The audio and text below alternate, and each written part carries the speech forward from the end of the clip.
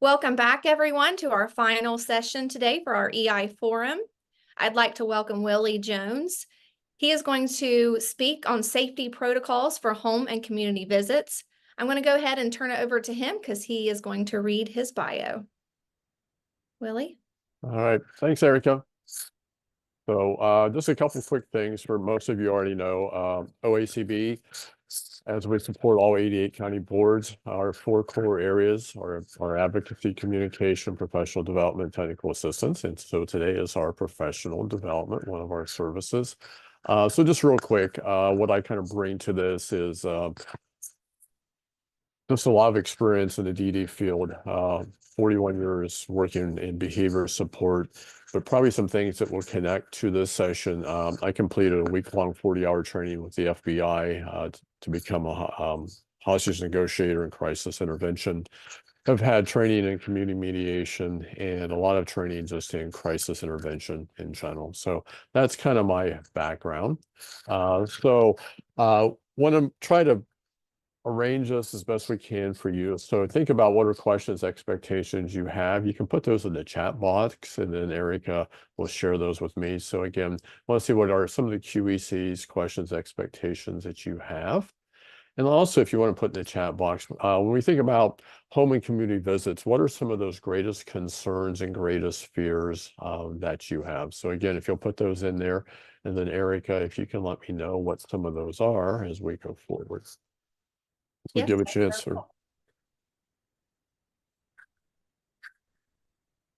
So there's always a question, how do we get CPDUs? You've probably covered that, but also if you want to take a picture, if you need to, this is kind of the how-to for many things related to our OACB website, as well as how to claim your CPDUs.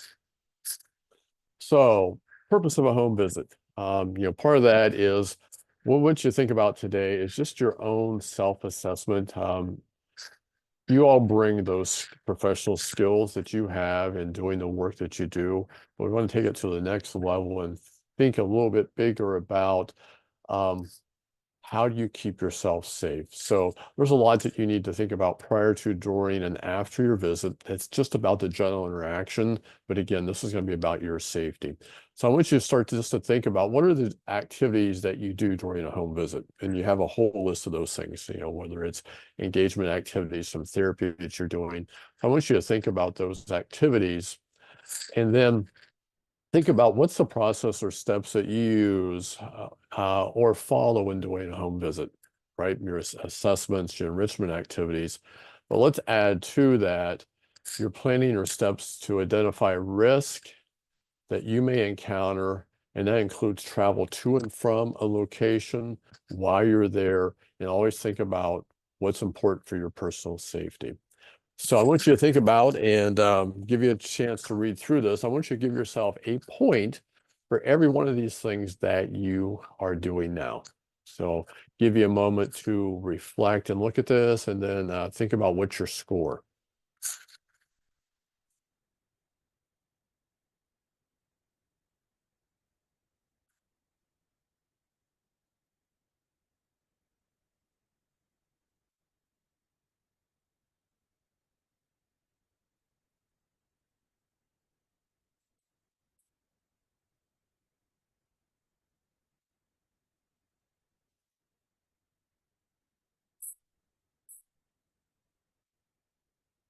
And I think for everybody that's got a 10, we'll probably do gift cards. Erica, I think you've got gift cards for everybody that's got a 10. So Yes, yeah, sure. yeah. So if you can verify that we've got 10s, put that in the chat box for your gift card.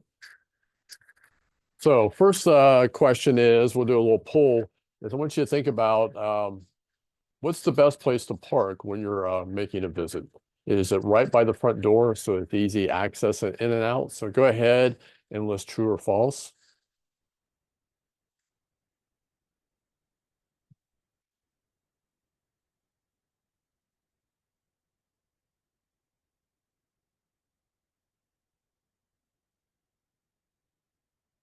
And Erica, do we have any list of fears or concerns? Yes, we sure do. Do you Okay. want me to go ahead? Yeah. What are some of those? Safety, bed bugs, pets and insects, guns within view, the other people in the home Okay. that we may not be aware of, being in the home alone, accidental exposure to drugs, mental health, weapons. My biggest fear is something happening to one of my service coordinators during a home visit, domestic violence, etc. Biggest concern is safety. We have several visits in bad areas of Canton City. There have been multiple incidents of shootings and other violence recently. Hamilton County, times have changed and people are quick to anger. So I do get them out of the house when something starts going awry. All right. Excellent. Thank you. Yep. So we're going to try to hit some of those key topics. All right. So it looks like true 33% and 67% said false. So let's look at that and think about. So if you're going to visit, so let's imagine that you are the light colored car and that's where you park by the front door. What happens if somebody pulls up behind you? So at this point, you're blocked in and you don't have any exits. So the idea is to kind of think about pre-planning.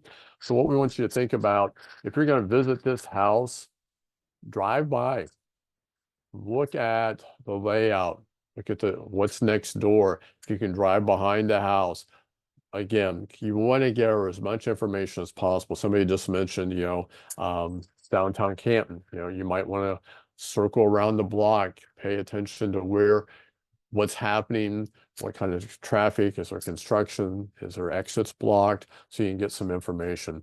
So example, here's a better place to park. In this location, you can go forward or backwards. I mean, for your safety, if you need to back over the grass into the neighbor's driveway to get out, then there's nothing wrong with that to keep you as safe as possible. So always plan your exit path prior to parking. If you have to pull in the driveway, back in and park as close as you can to the end of the driveway so you have an easy access out.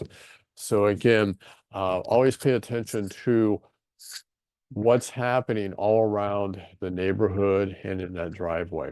So here might be, maybe you're going to this brick building where you're doing a visit on the second floor of the apartment. If we look at where the arrow, that's the entry door. If you're any of the cars right to the left of that, you can easily get blocked in. You have no exit. If you look at where the white car is, that would be a good location. So you're able to get out. You might be able to also park on the other side of the street or opposite the street. So again, look at everything that's available to you to have that plan for where is the best place to park with the intention of where's the quickest and easiest way out. So here's another poll question. So I want you to think about what's most important for your visits. So again, we'll throw up another poll.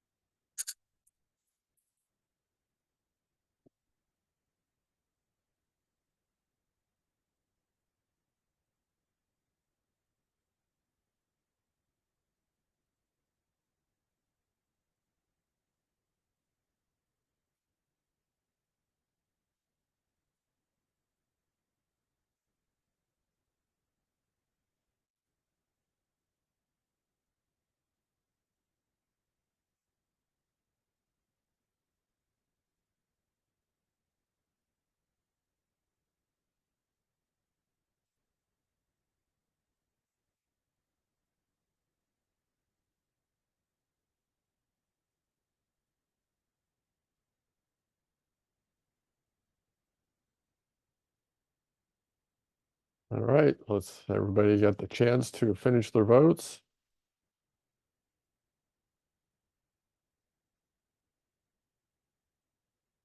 All right, so all of those are things that we can do during the home visit, but most importantly is going home safely. That's what our family counts on, our friends, so that's the most critical part. So you're always going into the unknown, even if that is a home that you visit once a month. it's still an unknown. A domestic situation is some of the most unpredictable. So it's always changing. So always be aware of that. And again, focus on your safety. We're going to talk about whether you have an active or a dynamic process, or whether you use spotlight or floodlight vision. So the idea between spotlight and floodlight vision. For floodlight vision, you're thinking about the vulnerabilities. Time is going to be changing before long. So it may be dark if it's a later visit. So are you planning for that? So what are some of your vulnerabilities? What are some of the risks that you might encounter? Think about what are some red flags. Having an exit plan, having a de-escalation plan. So those are some of our floodlight vision. We also have spotlight vision. That's where we're just so focused on doing the work. We have a very limited focus. So we're going to watch a video that kind of highlights the spotlight vision, just having that very limited, narrow focus.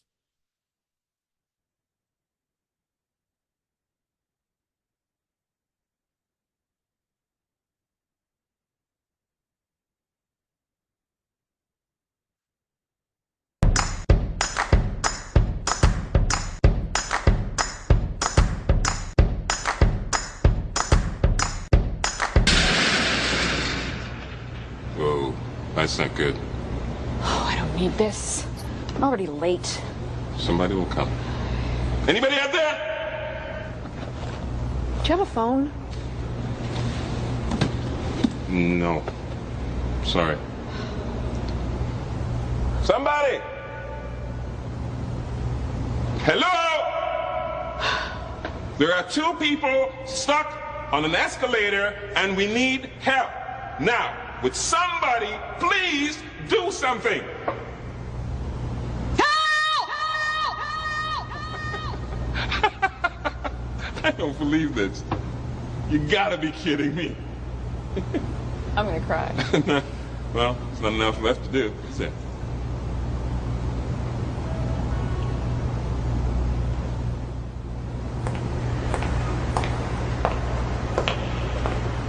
Hello?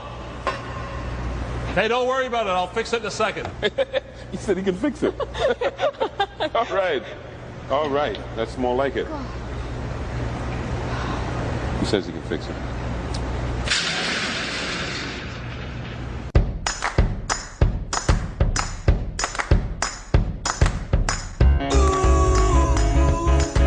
Walking down the sidewalk, kicking my feet.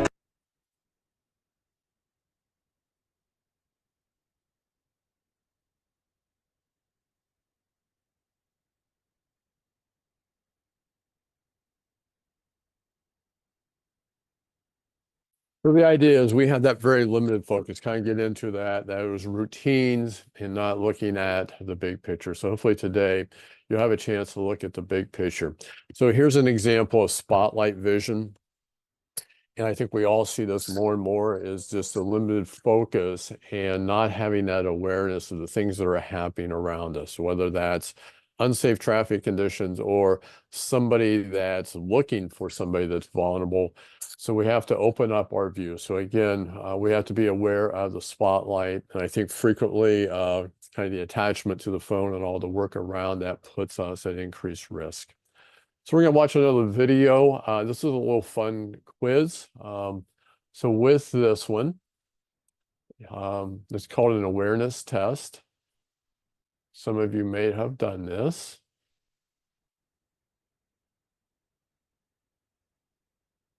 So when you're ready, you're going to ask you to do some counting. Is an awareness test. How many passes does the team in white make? Go!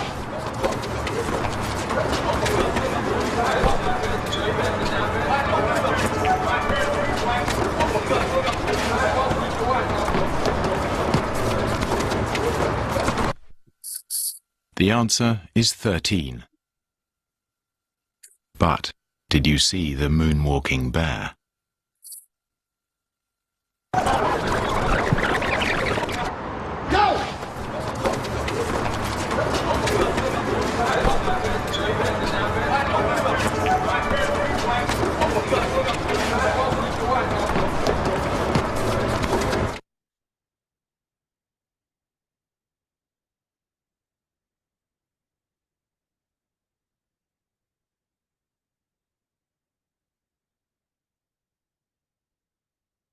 So the point is, we get tied up into the home visit, interacting with the kids, maybe it's the interaction with a parent, and there's so many other things to be aware of. So we're going to kind of look at that. And we also wanted you to kind of tune in to kind of your gut instinct, because that's going to give you a lot of information. The other piece is think about the personal tools that you carry with you besides books and binders, and that's your senses. So be alert to your senses, your sight, your hearing, smell, taste, touch, and that gut instinct.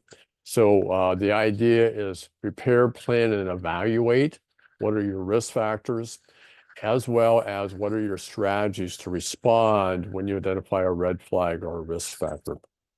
So it's going to be important that we start with the planning process, but also part of that planning process is, what am I going to wear? What makes it easy for me to interact with the kids?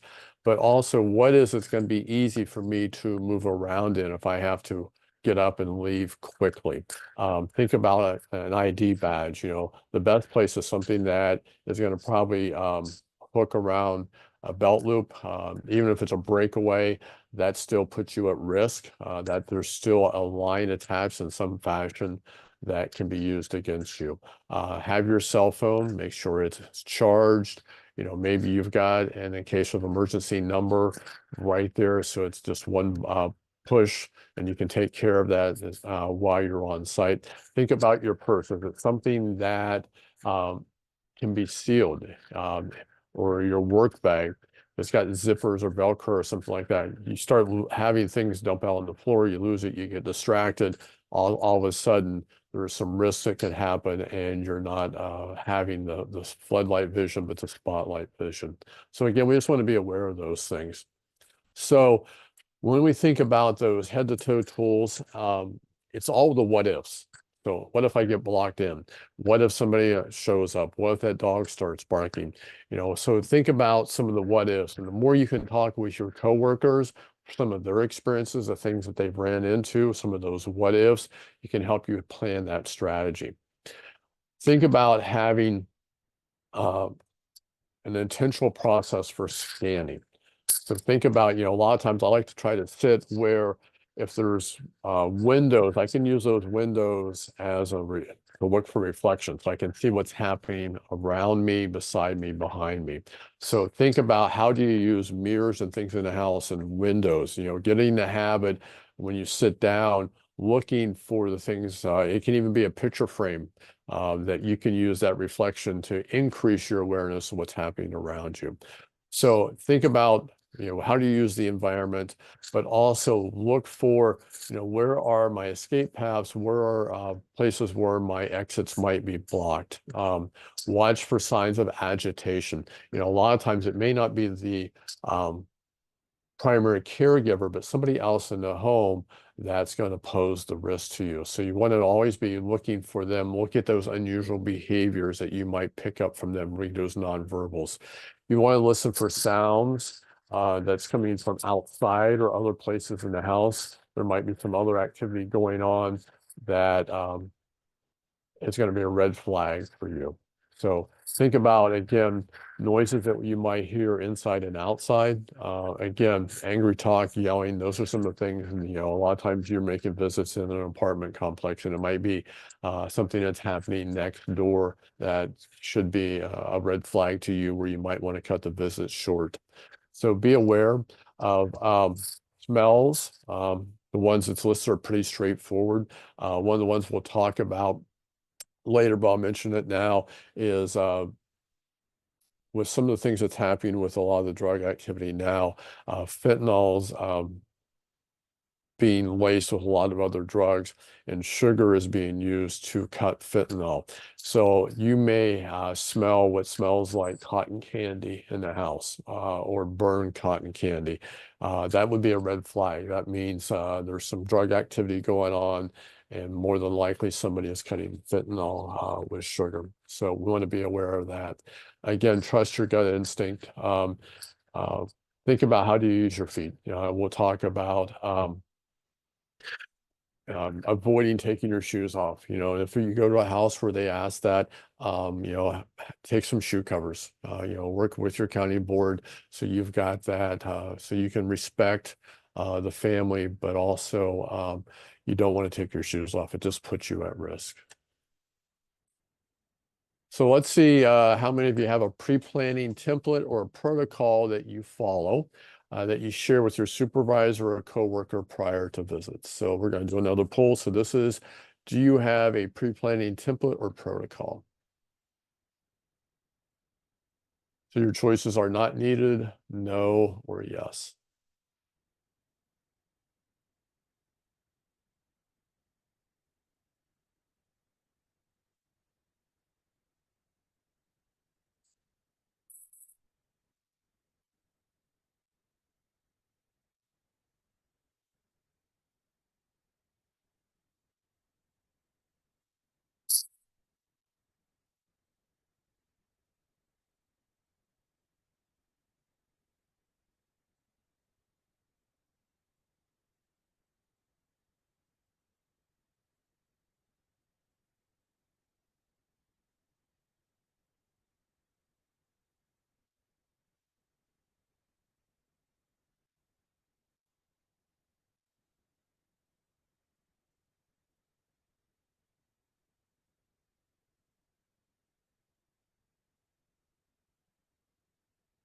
All right, so our results are small percent says it's not needed.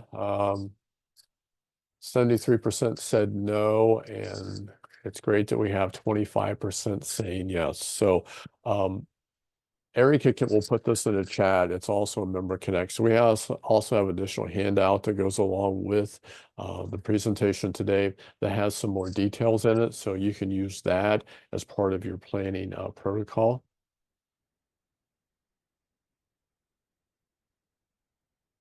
So again, as much more information and knowledge we have, the increased safety we're going to have.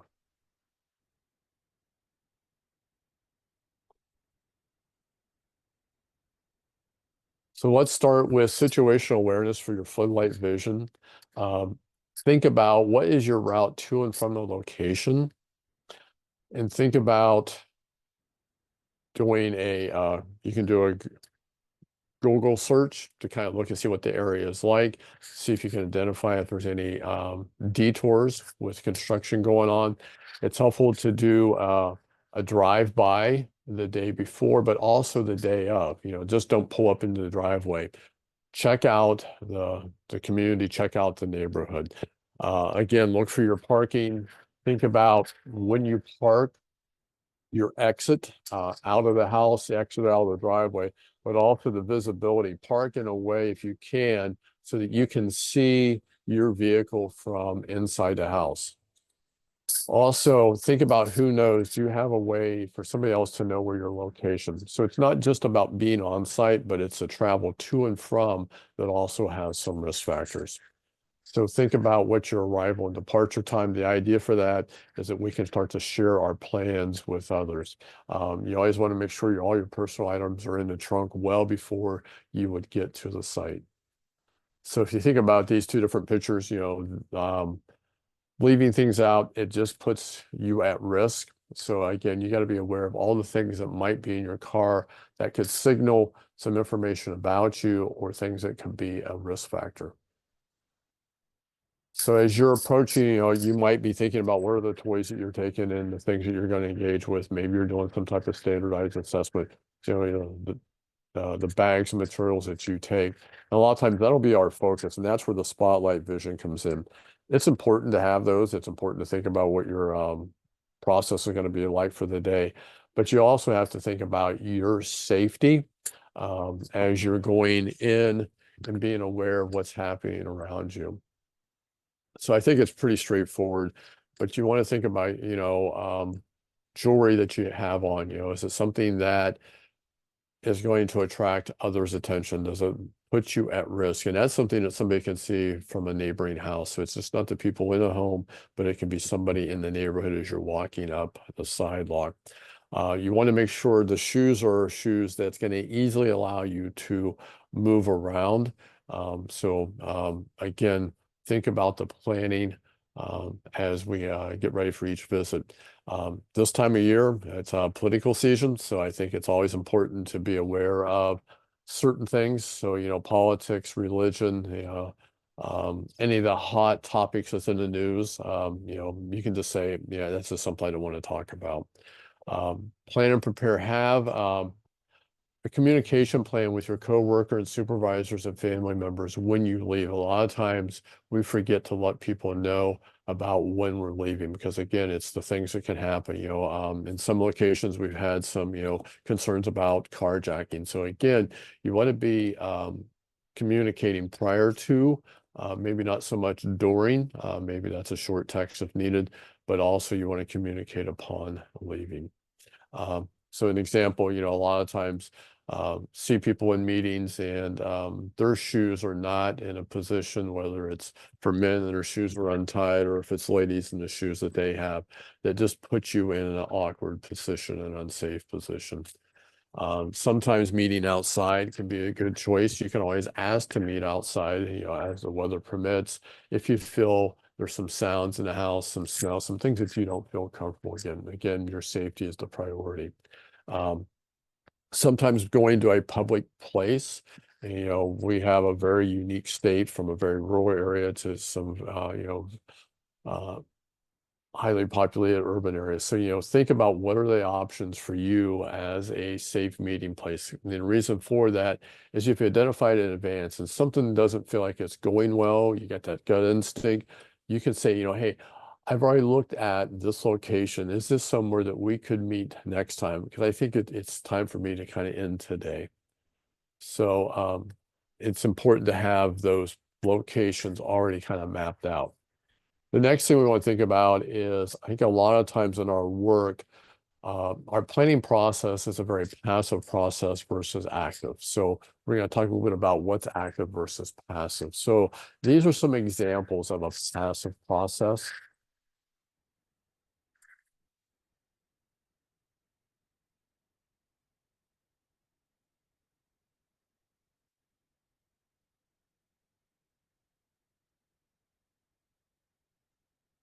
So I did this once.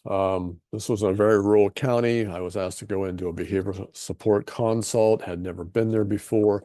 Very rural. It's the kind of where you got a dirt road with grass growing up in between the lanes. When I got there, very limited places to park. There was broken windows. What I found out, there was 3 kids, 2 adults, and a youngster, and I was there to see the youngster. Dad was in prison. Older brother had just gotten out of jail. Sister was in psychiatric inpatient, and mom had just gotten out of jail. So that was the environment. When I got there, there was a deer being dressed out, hung up outside on the porch.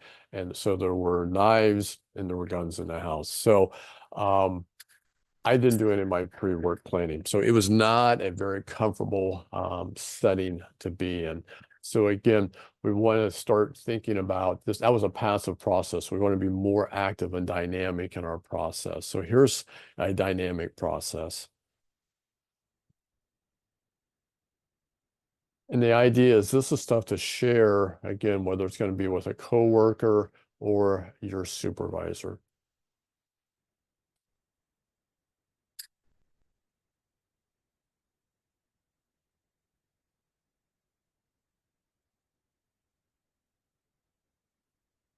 So part of that planning process, this is where I ask you to kind of see how many points you can come up with. So, pretty straightforward, but also just reach out to coworkers, whether it's other therapists, other intervention specialists. Hey, do you have any concerns about this address, about this neighborhood? So do that check-in.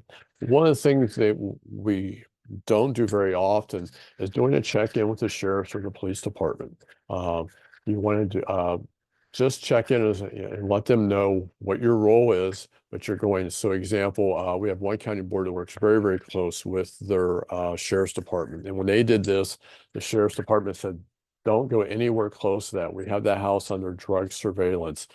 stay away. There's no reason for you to get close to that house. We're advise you it's not safe. So it's okay to do that check-in with your sheriff's or police department, okay? Again, you want to have a communication plan that you share with others. This is my plan, how I'm going to get to this location. This is what it looks like. You may be taking a different route home. So again, communicate that, because the risk is not just at the location, but it's to and from. Have that plan on what you're going to take into the house. Think about what you're going to wear. We already talked about that. The parking, where you're going to sit, and we'll talk a little bit more about that. Think about what are the red flags. If you don't have a list of red flags, start working on making a list of your red flags. Again, think about evaluating clothing that you have on to see what is the greatest risk if somebody grabs you, what's easiest to release from. And again, you want to think about having a script for de-escalation. So here's an example of having a travel plan, so it's similar maybe if you're a boater of having a float plan. So plan out that route. Again, you can do kind of a Google Images for that. Think about plan B if there's a problem with your intended route. Think about how the weather impacts your route.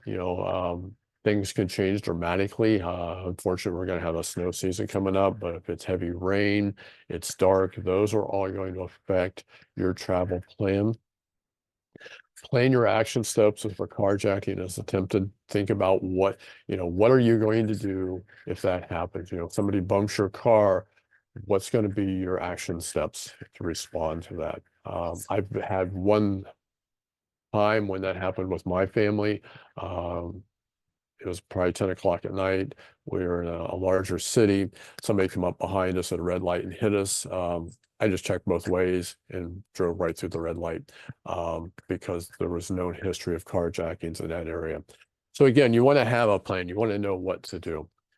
Think about what are the safety resources along your route to and from. So if something happens, you have a safe place to go to. So again, police departments, fire departments, libraries, it might be a doctor's office, someplace where there are people that if you need to get inside, you've got a safe location to go to.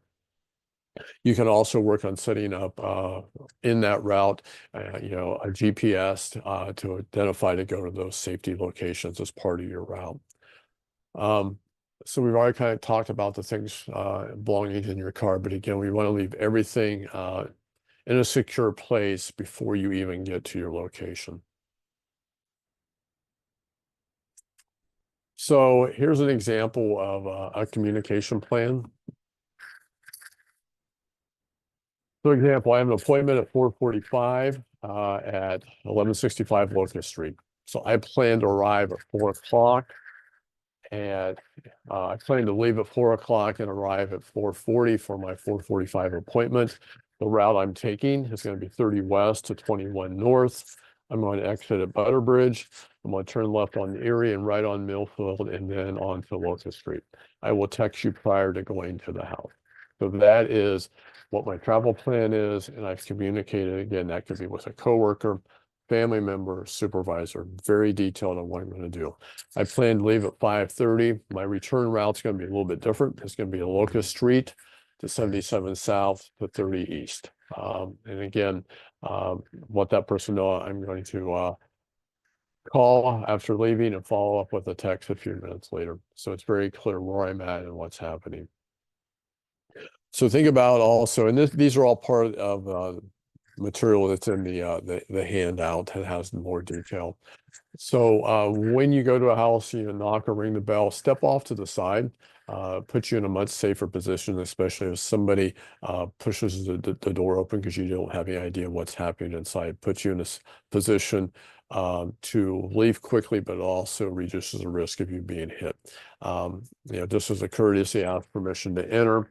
Again, we kind of mentioned, don't remove your shoes. Take a shoe covering with you and use that instead. Plan to sit where you've got as much visibility as possible for the whole house. You want to limit having your back to areas that you can't see to stairwells, it's probably better to be able to sit by the entry door, but you still have access where you can see what's happening around you. Again, see if you can sit in a position where you can see your car from inside. In moving around the house, if you're going from a room to room, especially maybe you're going to the kids' room because they want to show you something or in the kitchen, make sure you follow the person, don't lead, scan for areas. If you would have to take cover because you cannot exit or you encounter gunshots, again, thinking about where are the places that I can take cover within this house. So with the community resources, again, it's important to use that local law enforcement to do an address check, ask questions about, things that might be going on, whether that's registered sex offenders in the area, gang activity. So again, take advantage of those community resources. You can also ask, what's the best route to and from? They're going to be aware of any construction or places that you want to avoid. You can ask, hey, is there a recommended time that I should visit this particular area? And again, you can do the Google Street View to check out, to look at hazards and, ways to get out of the area. Take advantage of coworkers to find out what they know about that location. And again, have a list of your contacts for your reporting and departure. All right, Erica, we got anything in the chat before we move forward? Yes, you actually just answered one of the questions Okay. with that slide. But the first question is, how do we handle the new laws regarding marijuana in the home with children present? We frequently smell marijuana in many homes we go into as of late while children are in the home. Oh, where do we start? Great question. I think we're going to continue to learn. I think one of the things that don't have a quick answer for that, but Eric and I are actually working with some folks from mental health and addiction services to talk about fentanyl and some other drugs. So that's something, we have a meeting coming up and we're going to be hopefully getting some additional information and looking at having them do some training for us. So that's on fentanyl. I think that just needs to be, it should be one of the things that gives you an alert. I think you're going to have to respond by, part of that's your gut feeling. Does it feel like it's an unsafe situation? If there's things that compound that, if it's loud music, there's more people coming and going, those might be some of those red flags where you say, maybe I need to have somebody else go with me. Maybe I need to look at another location to make my visit. So I don't know if that helps. I mean, that's a big question. It's a whole new area I think we're all going to have to deal with. Mm-hmm. Next, we have, how do you talk with families that think you're acting weird or being rude because you're trying to be safe? For example, won't go inside the house or won't sit on the furniture or whatever it may be. Learn to be creative with your storytelling. So I get understand not wanting to sit on furniture. And I would, and it's not, you can make it up, but for me, I've had back surgery. So, there's certain places I can't sit, there's certain things I can't do. And I just say that, I'm very limited on what I can do. So for my physical well-being, this is the best place for me to sit. This is the best thing for me to do. So, that's kind of for the physical with the sitting. The other one, we're going to talk a little bit about some de-escalation, and I think that's probably where it comes in when you're having, you're probably on guard. Maybe you're sensing that this isn't a good, safe situation, and it's going to be better to think about how do you be courteous and respectfully kind of get back out of that environment to a safe location. Anything else before we? No, that's all we have. Okay. All right. So part of this is, think about, the evaluation as far as people. And I think it's okay that as different people show up and it doesn't feel safe, again, your safety is important. I've heard from folks that have been on home visits, have watched drug deals go down on the front porch. You know, that's probably enough of a warning sign where, once you see people have left, that it's time to call that visit and exit. So think about, large groups of people. Maybe you don't even go. Maybe you just call and say, hey, something come up. We're going to need to reschedule to a different place or a different time and location.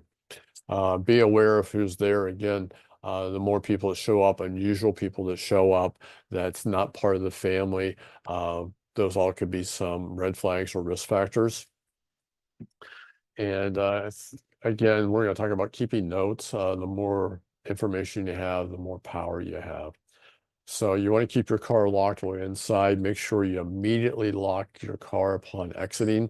So again, we got to worry about somebody around our car or in our car. So be aware of that. Again, you want to sit close to the door, have a secondary exit plan. And maybe one of the ways to do that is if you go to the house, and maybe you can say, is it okay to use the restroom, where you get a chance to just go to get a visual about what's happening in the house, and also to help scope out exit plans. So red flags, a little bit to the question. So if you saw this, it'd probably be a time to talk about a reschedule or going to another location. Don't be surprised if you get offered to partake. For some people, that's another warning sign that they're pretty casual about that. So this just came out. So Mental Health and Addiction Services just put out the data from last year, and this is how you can access that. But what they're talking about is the increased use of drugs, to cut drugs, because it just increases volume and revenue. So it's being used a lot.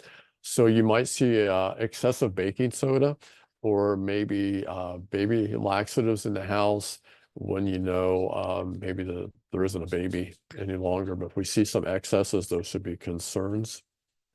Some words that you might hear that can be a red flag. So I'm not going to read through all these, but these are all things that can be red flags. And again, that last one, if you have the smell of cotton candy, many times that's because the fentanyl is being cut with powdered sugar.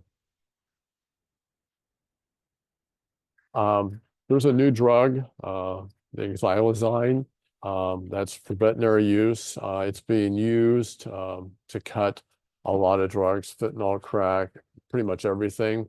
And one of the concerns with it does not respond to Narcan. So again, there might be some other risk factors that you would see. So pretty good red flag. There's another one. So again, what's happening, and this might be the neighbor's house, but it gives you some alerts to some of the concerns and risk in the neighborhood. So what are those things to evaluate? So again, pretty straightforward. So just be aware of these. Again, you can put this as part of your planning checklist, things that you noticed that you want to plan for the next time, or have an exit strategy around those. So I think we hit that one. So think about, in this situation, where would you sit? So you've got at least 4 different locations. I'm sorry, you got 5 different locations where you could sit.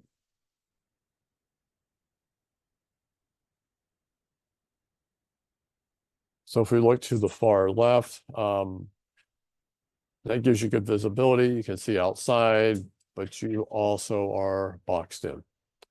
If you look to the love seat, can't see behind you, so that's a risk factor. Again, you're going to have to go through 1 or 2 other people to get to the exit, so that has increased risk to it.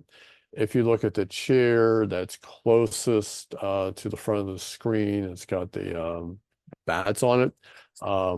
You've got your back into two different locations. There's some steps behind here. There's a kitchen to the left.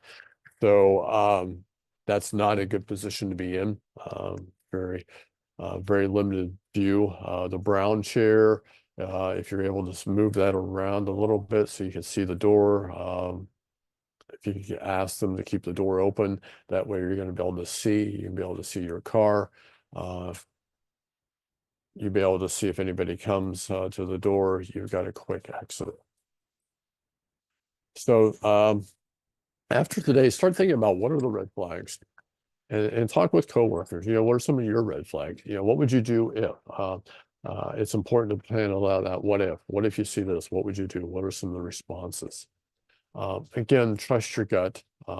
Have an exit strategy. Make sure you let others know what some of those concerns are that you have.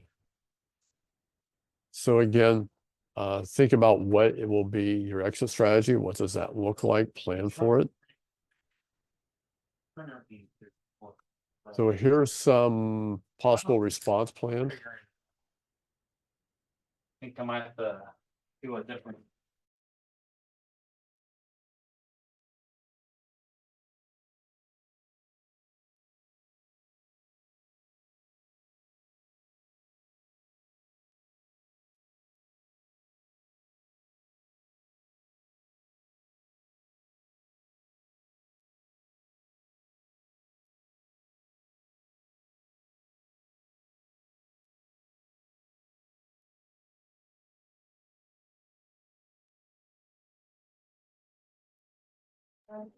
So these are some different responses. Somebody kind of mentioned the one with the drugs or alcohol. Maybe you say, I've got really bad allergies, the smoke really bothers me. Can we go outside? Or maybe, if you feel like it's the best thing to do, that you plan to reschedule the visit.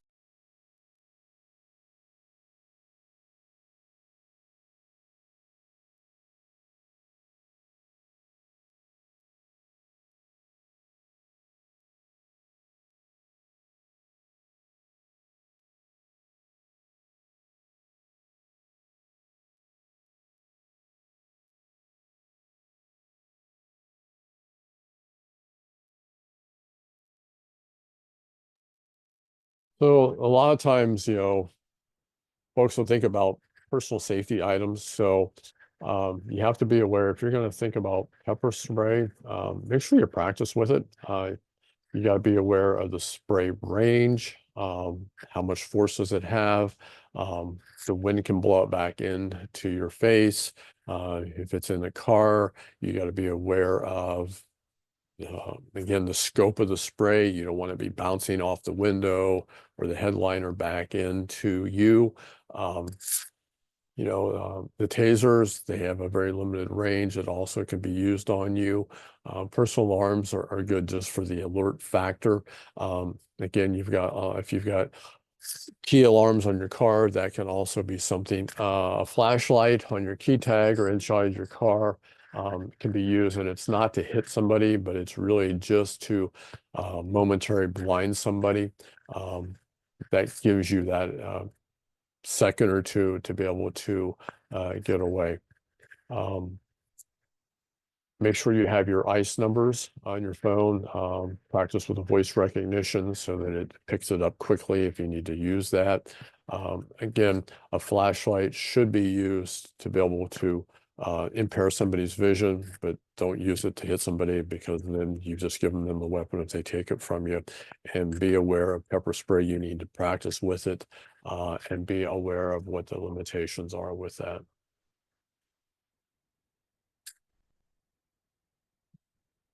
So again, we're talking about as much information as we can. So think about after every visit. So think about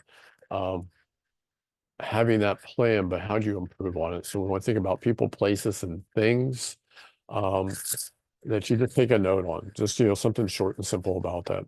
The day of the week that you visited, the time, A lot of times just use your phone to take some quick pictures of maybe the driveway, the neighborhood, things that will help you picture the house. A lot of times you want to be aware of bushes and shrubs and things that somebody can conceal themselves in, because then it puts you at a risk, especially as we get to the point where we might be making visits when it's dark out. So the other thing to think about is setting up a debriefing process. So with that, working with whether it's your team or a supervisor to say, okay, I just had this visit. The people, this is who was there, some things seen and unseen. If you have that gut feeling, that creepy, somebody give you that creepy feeling, make a note of that. Again, the physical layout, talk about, somebody may have been there before and they know where the exits are. Maybe they went out and played in the backyard with the kids, so they kind of know what the layout is. So again, share as much information as you can about the location, including best place to park. Again, anything unusual about the neighborhood. Anything that was a red flag is something else as part of your debriefing. So as you look at that, you may have to choose an alternative meeting location. So what are the locations that are available to you that you could meet that makes it safer for you? So de-escalation. So, it's always that behavioral observation, watching and listening what's going on. If things are escalating, yes, it's hard to stay calm, but if you can stay calm, use the person's name, try to use an even tone, please and thank you with that person. If somebody's upset, ask them, what's most important to you right now? What can I do? You may not be able to do anything, but the idea is we're trying to build that rapport with them. If the escalation continues, maybe you can say, I'm noticing that you may want some time and space right now. Let's try this again some other time. Hey, what would be a good time? Maybe there's some arguing going on in another room in the house, and say, this sounds like it's probably not a good time. How about if I text you later so we can talk about what's a good time? Thank them for the time, excuse yourself and leave. So again, it's important to kind of have a plan for how you would de-escalate and exit the house. So again, kind of to wrap it up, you want to think about those 10 pre-planning steps, the ones we talked about, giving yourself a point for. Think through what does this look like and what are the what-if scenarios. So with that, I will wrap up with any last questions.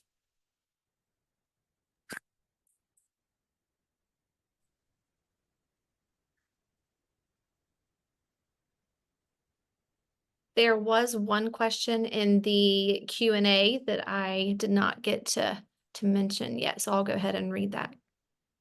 So if we ask the local police department or another provider and they advised us not to go into a house, what should our conversation with the family look like then? To keep a good relationship and not offend them since we're working with them long term, but also keep ourselves safe and not go into a situation. So part of that, you could say, that we've worked with other families and we found that such and such is a good location. So, since we've had success with some other families and meeting, let's plan on meeting there. You may have never met there before, but the family doesn't know that. What you're trying to do, right, is create that safe place to meet, but also respectfully choose another place to go.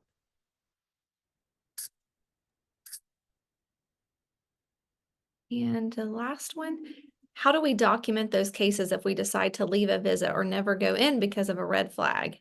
Is it a missed visit on our part that we require to make up to meet frequency? I think we'll have to get back with that question because that's specific to our process and system. So then there's a couple more that actually just came in. What if a family doesn't have a car to travel to another place to meet? That's up to you guys, especially if you have a county vehicle. Is that where you can pick them up and go to that location? So again, there's some risk factors for there. is there, I know not every place has has county transportation outside of the county board, that could be an option. If not, again, think about working as a team if there's no other options. If there's only one place that you can go to, that's the family's house. If you haven't heard from law enforcement that that's not an unsafe place and you go, then I would definitely make sure you go as a team. If you go as a team also, what's everybody's role? So example, if Erica and I go and Erica's doing the work and I'm just kind of the partner, what's my role during that time? Right, and we should plan that out. What am I going to be observing for? And are there cue words that I'm going to use with Erica that, hey, I see a red flag and we need to kind of plan an exit. So just don't say, well, we'll go together. It's having that active plan on who's going to do what and when. Willie, one more came through. Any guidance on safest times of day to set parameters for visits? Are we allowed to limit how late we can offer visits due to safety concerns? The one is, does your county board have policies and procedures around those visits, those visit times? I think, I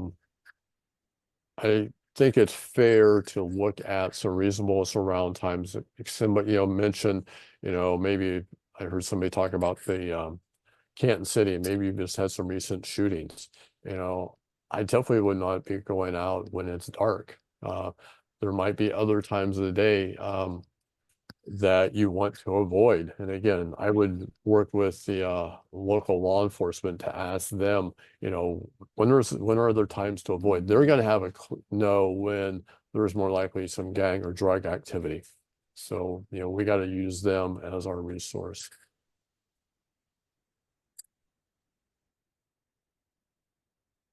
And that is all the questions that we have, Willie. All right. And again, there is the handout that has some additional information in it. And thank you. That was great information. A lot of information that I didn't even think of as well. Well, I just have some closing announcements to mention. I know I had discussed the Padlet. I've put the link in each session, so you should be able to access that. Thank you for joining us today for our Early Intervention Forum. We appreciate your engagement and input. Please remember to access that Padlet. It has today's materials and then also instructions on how to retrieve your CPDUs. You can email myself or our event coordinator, Lauren Conrath, if you have any questions around that. I hope you all were able to gain some beneficial information from today's sessions that you'll be able to use in your practice. Have a wonderful rest of your day, everyone. Oh, Eric, I did see one question. I think it was about if you call law enforcement. So, you just introduce yourself, explain, this is my role. I'm with the County Board of Developmental Disabilities. I'm going to be doing a home visit. I want to be aware of any concerns, things that I should be aware of. Do you recommend, is there anything that you would recommend in regard to this community home visit? And you did have a slide on that asks just specific questions around that. So that will also be on the Padlet with his presentation. Thank you all. Have a great day.